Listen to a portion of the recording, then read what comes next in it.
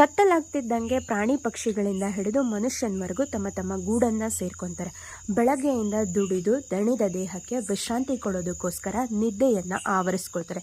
ಆದರೆ ಕೆಲವರಿಗೆ ಈ ನಿದ್ದೆಗಣ್ಣಲ್ಲಿ ಕೂಡ ಓಡಾಡೋ ರೋಗ ಇರುತ್ತೆ.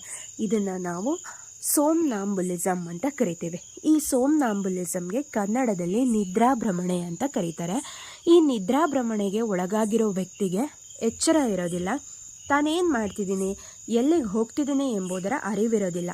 ನಿದ್ದೆಗಣ್ಣಿನಲ್ಲೇ ನಡೆಯುವವರಿಗೆ ಸಾಮಾನ್ಯವಾಗಿ ನರಗಳ ದೌರ್ಬಲ್ಯ ಅಥವಾ ತಪ್ಪಿತಸ್ಥ ಭಾವನೆ ಇರುತ್ತೆ.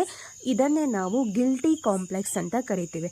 ಇದಕ್ಕೆ ಒಂದು ಬೆಸ್ಟ್ ಎಕ್ಸಾಂಪಲ್ ಅನ್ನೋದಾದರೆ, ಲೇಡಿ ಮ್ಯಾಕ್ಬತ್ ತನ್ನ ರಾಜನನ್ನು ಕೊಲೆ ಮಾಡಿದ ನಂತರ ಈ ತಪ್ಪಿತಸ್ಥ ಭಾವನೆಯಿಂದ ರಾತ್ರಿ ನಿದ್ದೆಯಲ್ಲಿ ಅಶಾಂತಿಯಲ್ಲಿ ಓಡಾಡ್ತಾ ಇದ್ಲು ಅನ್ನೋ ದೃಶ್ಯ ನಮಗೆ ಮ್ಯಾಕ್ಬತ್ ನಾಟಕದಲ್ಲಿ ಬರುತ್ತೆ.